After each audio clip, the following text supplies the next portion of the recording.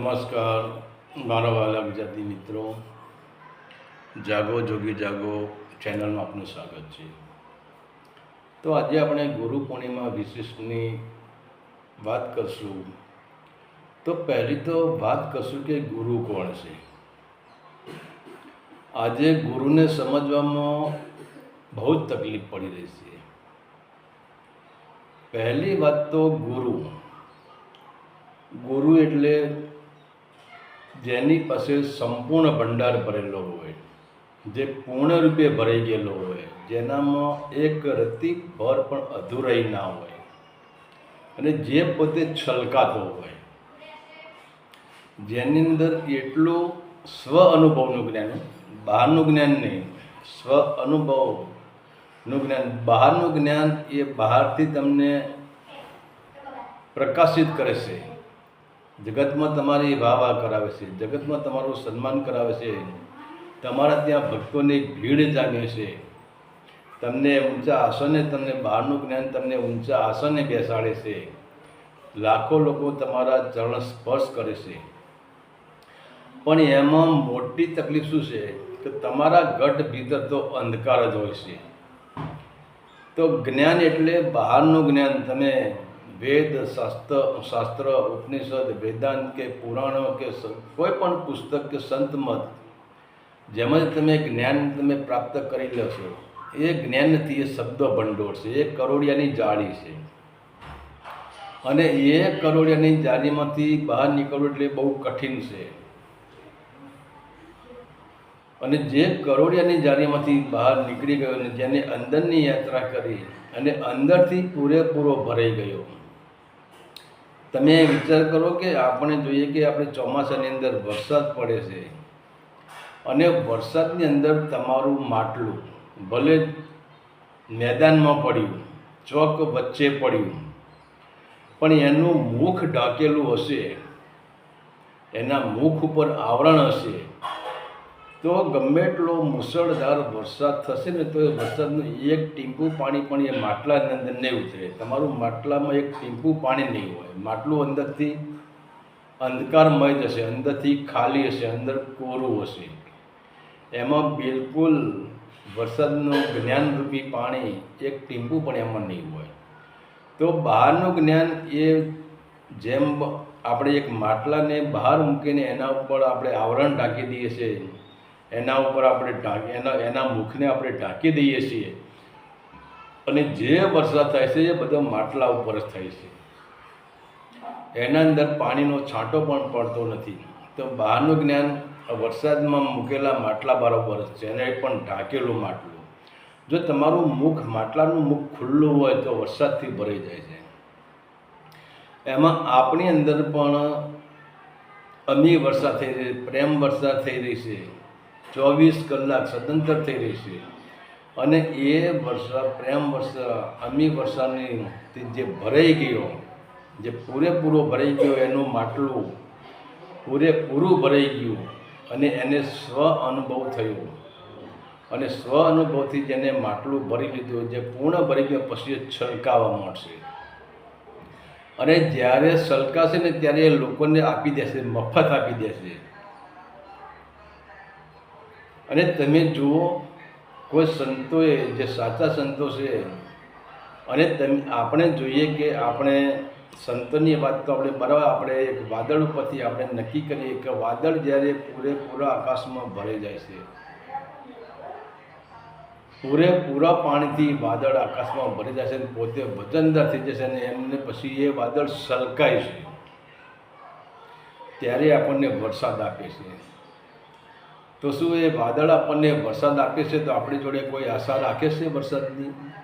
વરસાદ આપ્યા પછી વાદળ આપણી પાસે કોઈ આશા રાખતું નથી કે તમે મને આમ કરવાનું, તમે મને તેમ કરવાનું, તમે મને ગુરુ માની લો, તમે મારી પૂજા કરી લો ને તમે મને ઊંચા આશાને બેહાડો. વાદળ કોઈ પ્રકારની આશા રાખતું નથી. છલકાયેલો ગળો, જે ગળો છલકાતો હોય, ઉપર જે સંપૂર્ણપણે ભરાઈ ગયો હોય અને છલકાતો હોય, એ કોઈ દિવસ એ તમારા ચરણ પકડી લેશે, તમને પવિત્ર કરી દેશે, પણ નિસ્વાર્થ એ જે સલકાતા ગળાની અંદર કોઈ પણ પ્રકારનો સ્વાર્થ નહીં હોય.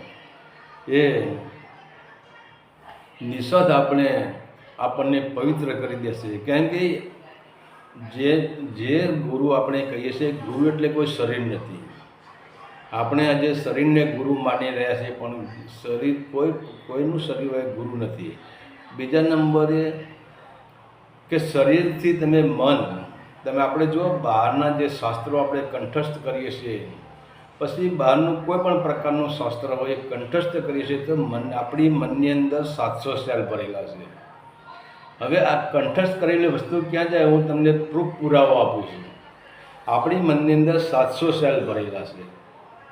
હવે તમે જુઓ, તમે નાની એવું આવડી એક ચીપ લાવો, એના અંદર તમે નહીં 200-500 પિક્ચર તમે ઉતારી શકો છો. તો એ નાની એવી ચીપ છે, નાનો એવો સેલ છે, એમાં આપણે 500 પિક્ચર ઉતારી શકીએ છીએ. તો આમાં તો 700 સેલ ભરેલા છે. તો આપણા અનંત બ્રહ્માંડની અંદર શું ચાલી રહ્યું છે, કેટલા ગ્રંથો છે, કેટલા ધર્મો છે, આ બધાનું જ્ઞાન તમે આ સેલમાં નાખો ને તો અમે જગ્યા ખૂટે. તો આટલી બધી જગ્યા, આટલી બધી મેમરી આપણા અંદર ખાલી જ ભરેલી છે. તો હવે તમે કોઈ પણ જ્ઞાન તમે મેળવી લો તો તમારી મેમરીમાં ફિટ થઈ જવાનું છે કે આમાં જગ્યા છે, ભરપૂર જગ્યા છે, અને એ જગ્યામાં સેટ થઈ જવાનું છે. તો જે બહારનું જ્ઞાન છે એ મનમાં જ ભરાઈ રહેશે.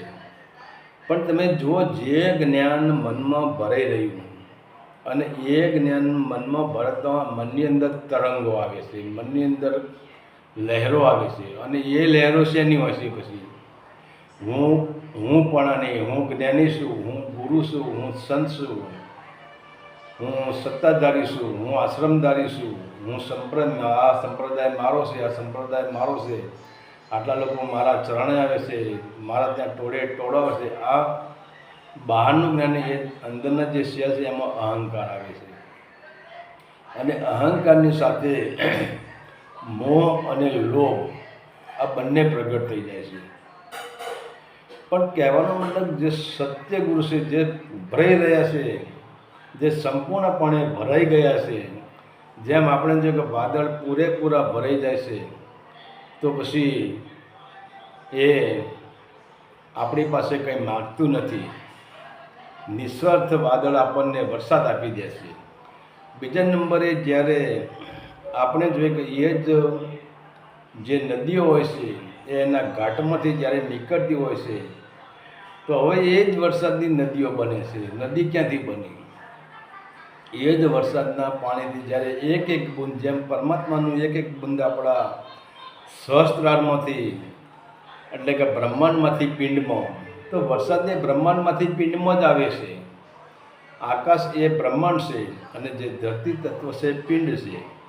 તો એવી જ રીતે જે સહસ્ત્રારની અંદર જે પરમાત્માની અમૃત ધારા, જે એનો સતત વરસાદ થઈ રહ્યો છે, અમીનો વરસાદ થઈ રહ્યો છે. અને એ જ વરસાદ જેમ આપણે એક એક વરસાદનું ટીમ્પું પડીને એક મહાનદી બની જાય છે અને એ નદી સાગરને મળી જાય છે. તો એવી રીતે કે જેને અંદરની વરસાદ જેના અંદર શરૂ થઈ ગઈ અને એ સંપૂર્ણપણે ભરાઈ ગયો, ત્યારે પછી એની જે જ્ઞાન ગંગા, જેને આપણે જ્ઞાન ગંગા કહીએ છીએ. હવે જો જ્ઞાન અમૃત જે અમીરસ છે એમાં બે હિસ્સા છે. એક તો અમૃત છે અને એની અંદર તેજ છે, એની અંદર જ્યોત છે, જ્યોત સ્વરૂપ છે. આપણું બહારનું પાણી અને અમૃતને બેને અલગ જ છે. બહારનું પાણી પાણું જ છે, પણ બહારના પાણીમાં અગ્નિ છુપાયેલી છે. પણ અગ્નિ આપણને પ્રગટ કરી શકતા નથી, અગ્નિ આપણે દેખી શકતા નથી. તમે જુઓ, પાણીથી વિદ્યુત પ્રગટ થાય છે. તો બહારના પાણીમાં વિદ્યુત તો છે, બહારના પાણીમાં પણ અગ્નિ છે. તો જેની અંદર સંપૂર્ણ અનુભવ થઈ ગયો, સ્વ અનુભવ થઈ ગયો અને જેની જ્ઞાનની ગંગા ઉભરાવા માંડી, એ જ સાચો ગુરુ છે અને એ જ ગુરુ તમને માર્ગદર્શન આપી શકે છે. તો આપણે જોઈએ કે જ્યારે આપણે ગુલાબનું ફૂલ હોય, ગુલાબના ફૂલના કિનારે તમે એના સાનિધ્યમાં તમે જાઓ તો ગુલાબનું ફૂલ તમને એની અંદર કોઈ ભેદભાવ હોતો નથી. અમીર હોય, ગરીબ હોય કે લુચ્ચો હોય, લફંગો હોય, પાપી હોય કે પુણ્યશાળી હોય કે સંત હોય કે દગાખોર હોય કે કોઈ ભ્રષ્ટાચારી હોય, એનો તો એક નિયમ થઈ ગયો છે, મારે એને મારી સુગંધ આપવી. એ ક્યારે આપી શકે કે એની અંદર પૂરેપૂરી સુગંધ ભરાઈ જાય છે ત્યારે. તો કહેવાનો મતલબ જગતનો કોઈ પણ કાર્ય આપણે સંપૂર્ણ જાણકારીમાં કરતા નથી. એનું કારણ છે કે આપણી બેહોશી જે છે, અને એટલે જ આપણે તો પૂર્ણ પુરુષને, પૂર્ણ સ્વરૂપને આપણે ઓળખી શકતા નથી. અને એના કારણે જ આજે આપણે પૂર્ણ અનુભવને જાણી શકતા નથી, પૂર્ણને પૂર્ણ જાણી શકતા નથી. તો તમે માની લો કે આપણી પાસે એક જ જ્યોત પ્રગટ છે, એક જ દીવો પ્રગટ છે. માની લો કે એક ગામ છે, એક ગામની અંદર આખા ગામમાં અંધકાર છે. ફક્ત એક જ એવો માણસ છે કે જેના ત્યાં જ્યોત પ્રગટી રહી છે, જેના ત્યાં દીવો બળી રહ્યો છે. તો ગામના લોકો શું કહે છે કે ચલો ભાઈ, પહેલાંની પાસે જ્યોત ચાલુ છે, તો હવે આખા ગામના માણસો લાઈન લાગે અને પેલો જેના ત્યાં જ્યોત ચાલુ છે એ ભલો માણસ બિચારો આખા ગામને જ્યોત પ્રગટાવી દે. તો શું આખા ગામની જ્યોત પ્રગટવાથી એની જે જ્યોત પ્રગટી રહી છે, એનો દીવો પ્રગટી રહ્યો છે, એમાં કંઈ ઓછું થઈ જાય છે? બિલકુલ નહીં. તો એવી જ રીતે જે સંતો છે, જે ગુરુ છે, એ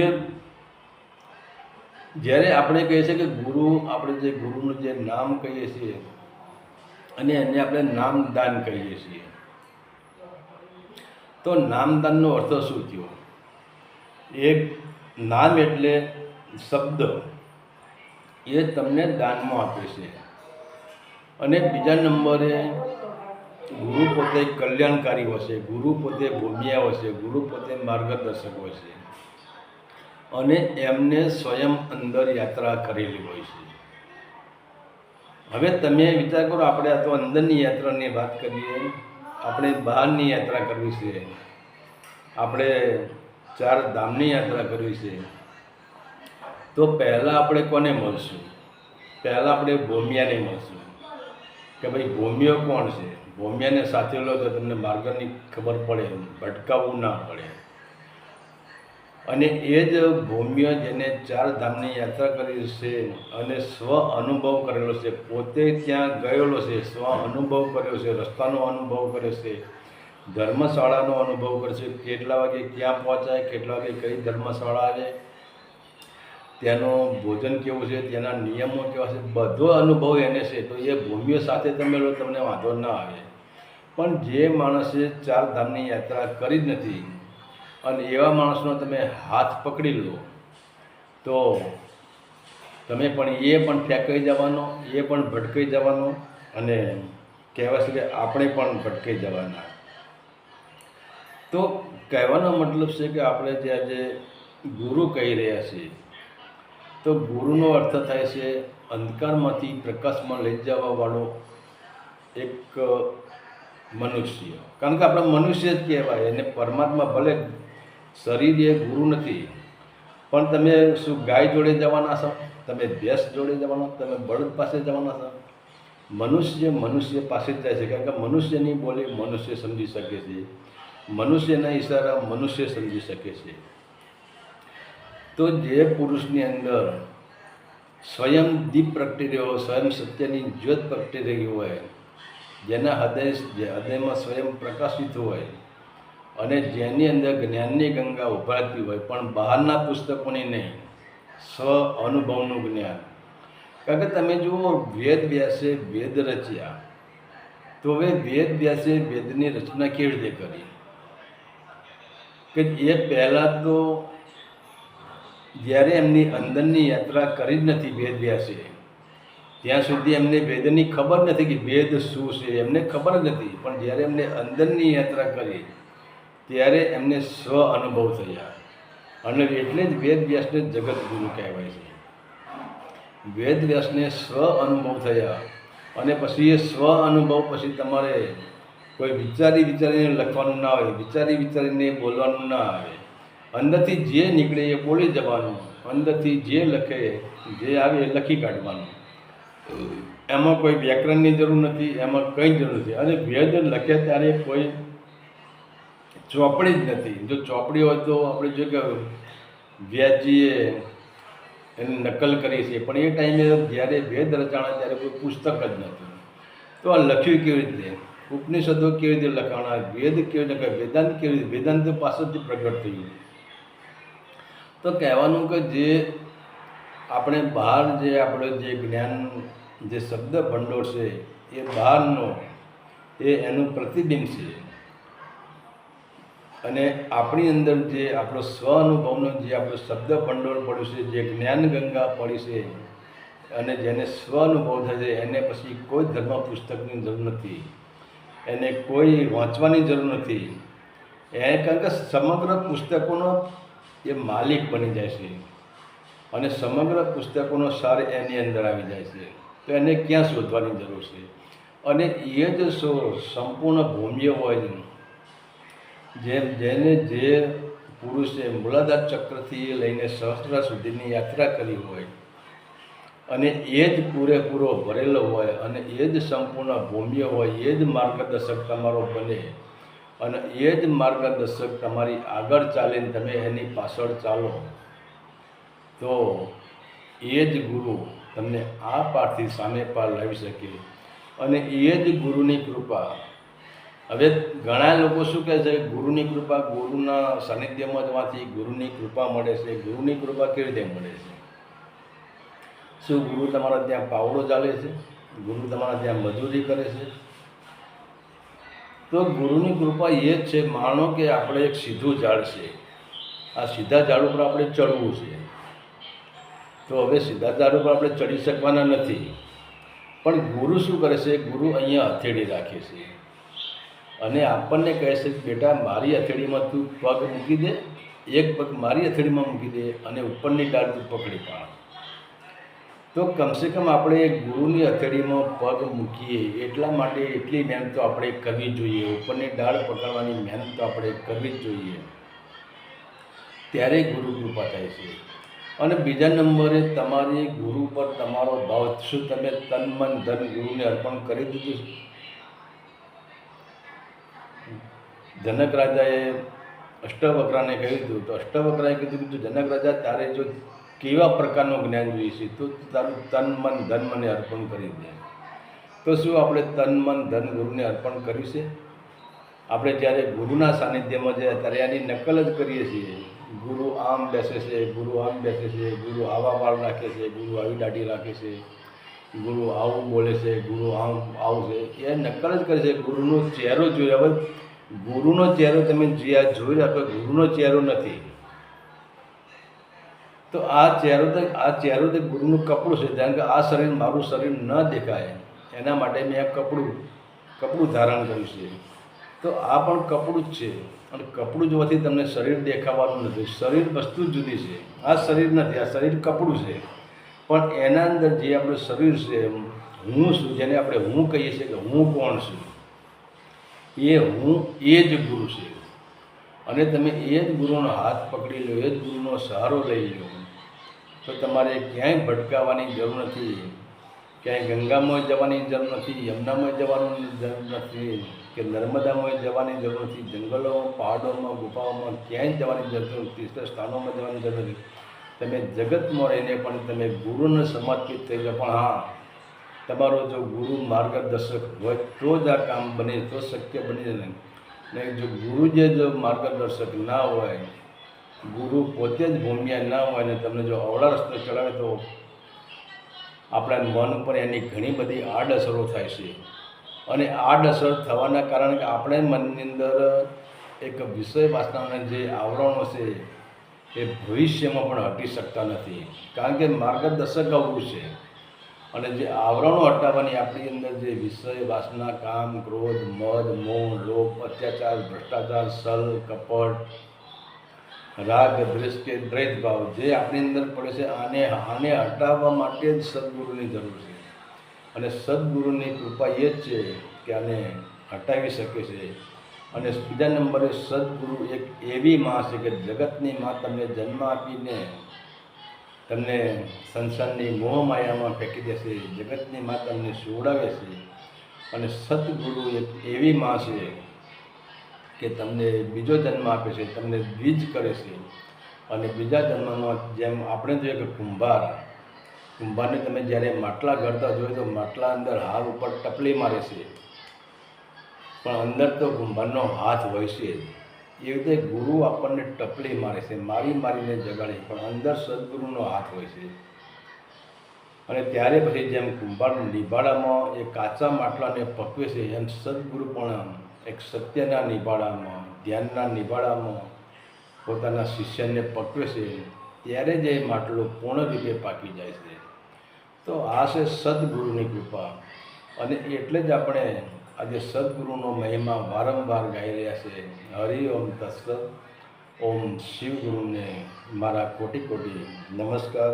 મારા શિવગુરુ મારા નમસ્કાર સ્વીકાર કરી. હરિ ઓમ તત્સત. આદેશના પ્રણામ.